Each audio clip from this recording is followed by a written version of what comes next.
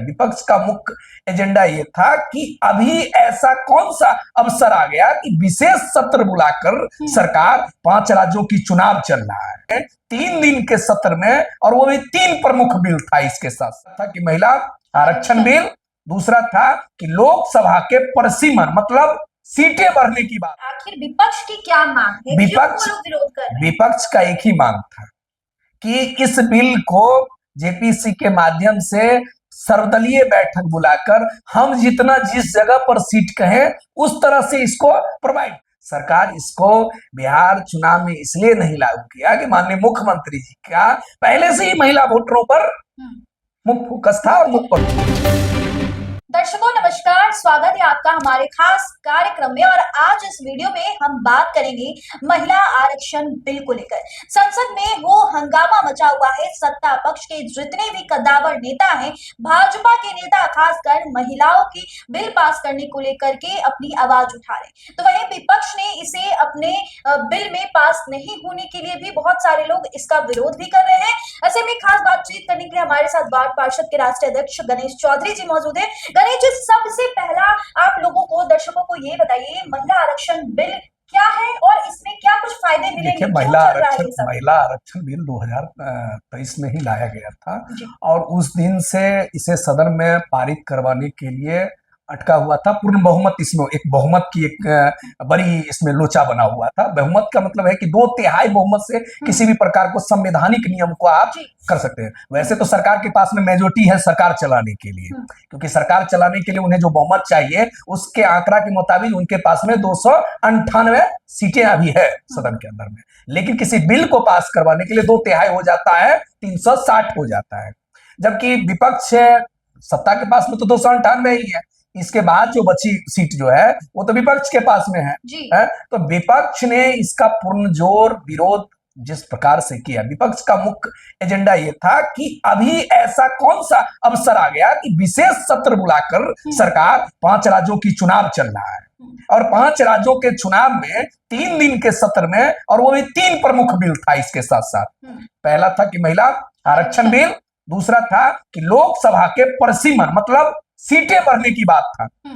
आपको पता होगा कि 500 कुछ सीटें हैं पूरे देश के अंदर में, अब ये 850 के लमसम में जाते हैं, मतलब 850 की संख्या में सीटें हो जाते हैं। अपने ही बिहार में है 40 लोकसभा है, अब 75 हो जाते हैं। तो इस प्रकार से झारखंड में बढ़ता। तो उन लोगों का कहना क्या था, उत्तर पूर्व में जो है जैसे हम लोगों की तरफ बढ़ रहा है वैसे पूर्ववर्ती राज्य में नहीं बढ़ रहा है, जबकि पूर्ववर्ती राज्य में जनसंख्या के अनुपात से ही बढ़ेगा। बिहार की जनसंख्या इतना है कि जिसके तहत में अभी जो है आपके सामने में आया था, एक रिपोर्ट आया था, आप लोगों ने चैनल पर चलाए होंगे कि सांसद निधि का पैसा भी खर्च नहीं हो पा रहा है और सांसद महोदय को जो राशि मिल पा रहा है उन्हें ये पता ही नहीं चल पा रहा है कि उनके क्षेत्र में कौन सा गली बाकी है, कौन सा मतलब क्षेत्र बाकी है विकास से, वो खर्च नहीं कर पा रहे। जी, हम ये जानना चाहेंगे कि आखिर विपक्ष की क्या मांग है?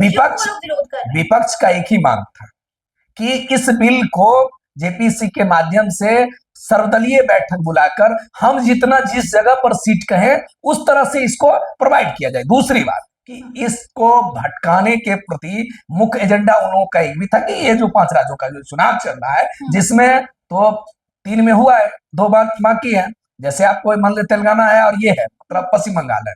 पश्चिम बंगाल में भी महिलाओं की आबादी के अनुपात में वहां पर भी डैमेज होता है। अगर महिला आरक्षण बिल अगर लागू हो जाता तो वहां भी होता। ये बिल आपको बिहार चुनाव में ही आने वाला था। सरकार इसको बिहार चुनाव में इसलिए नहीं लागू किया कि माननीय मुख्यमंत्री जी का पहले से ही महिला वोटरों पर मुख्य फोकस था और मुख्य पकड़। और एक सवाल ये भी होता है कि जिस आरक्षण को लेकर के पूरे देश में वो हंगामा मचा हुआ है, वो आरक्षण तो नीतीश कुमार ने बिहार में लागू बहुत पहले से ही कर दिए थे। महिला के बारे में नीतीश कुमार काफी ज्यादा हितैषी है, काफी ज्यादा सोचते हैं, और वही बिल पूरे देश में क्यों नहीं?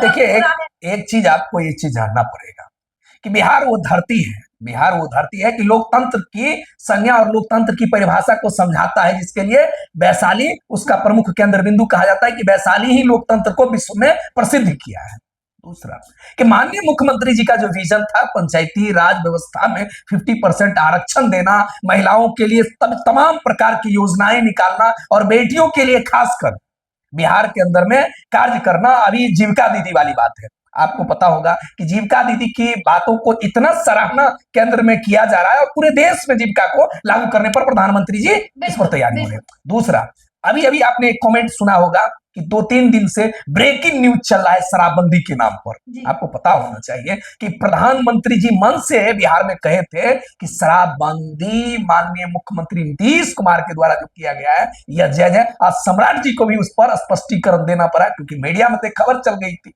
कि माननीय मुख्यमंत्री जी हटे हैं और शराबबंदी खत्म हो जाएगा। लेकिन ये बात सबको पता होना चाहिए कि सम्राट जी जो बने हुए हैं मुख्यमंत्री जी, वो नीतीश कुमार जी के कृपा पर अनुकंपा पर बने हुए हैं। तो चलिए देखिए, बिहार में अगर बात की जाए महिला को आरक्षण की, हम आरक्षण पे बात कर रहे थे लेकिन थोड़े से मैटर भटक गए। दूसरी बात कि आपने कहा कि महिला आरक्षण बिल को जिस प्रकार से विपक्ष ने कल धज्जियां उड़ाने का काम किया, मजाक बनाने का काम किया, क्योंकि महिलाओं का आबादी के अनुकूल उन्हें अस्थाई उसमें सीट मिलने वाला था, उन्हें अस्थाई आरक्षण मिलने वाला था।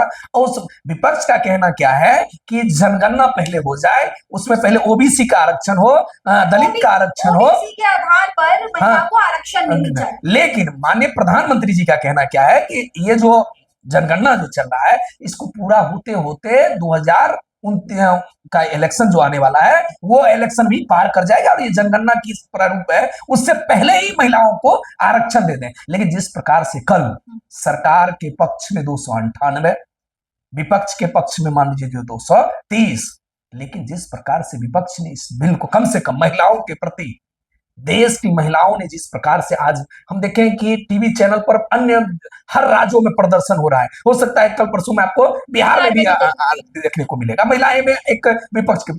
अब विपक्ष को ये लग क्या रहा है, अभी जो कुछ चैनलों पर देखे हैं कि प्रियंका गांधी जी ने प्रेस कॉन्फ्रेंस करके ये बात कहे हैं कि सत्ता पक्ष ने चुनाव में इसका सिंपैथिक लेने के लिए कि महिलाओं के साथ में अन्याय हुआ है सदन में। अरे भैया, तो ये तो अन्याय हुआ ही है ना। कल उसके घर में मतलब एक खुशहाली पटाखा छूटने वाला था। अब देखिए महिलाओं का सीट इतना बढ़ जाता कि आपको सदन में जहां दिखता है वहां महिला ही दिखता है और जितने बाहुबली थे, जितने बड़े बड़े नेताएं थे, उनका सीट महिला हो जाता और उनकी पत्नी वहां से चुनाव लड़ता या उनकी बेटी चुनाव लड़ता, वहां पर एक मतलब एक अलग तरह का उमंग होता है। आज मान लीजिए जब बिहार में महिलाओं को अगर मिला हुआ है आरक्षण तो उनके पति जाते जरूर है मान लीजिए उनका काम करने के लिए, लेकिन मुखिया जी कौन कहती है। अगर आपको अगर मान लीजिए सांसद आप बन जाइएगा, अगर पटना लोकसभा से आपको ये आरक्षित हो जाए महिला और आप कल बन जाइएगा तो वहां निधि ही लिखाएगा, उसके बाद उनके परिवार के जो सदस्य होते हैं उनका नाम लिखाता है। तो चलिए देखिए, महिला आरक्षण बिल पर जहां एक और घमासान मचा हुआ है, वहीं सत्ता पक्ष सदन में अपनी अपनी बात को रख रहे थे। आखिर इस मुद्दे पर विपक्ष क्यों वो हंगामा मचा रखे, आपने सुना। हमारे साथ वार्ड सदस्य के राष्ट्रीय अध्यक्ष गणेश चौधरी जी मौजूद थे खास बातचीत करने के लिए महिला आरक्षण बिल को लेकर। तो आप भी कमेंट बॉक्स में महिला आरक्षण बिल को लेकर अपनी एक राय जरूर दीजिएगा। आप बने रहे हमारे साथ, तब तक के लिए बहुत बहुत शुक्रिया।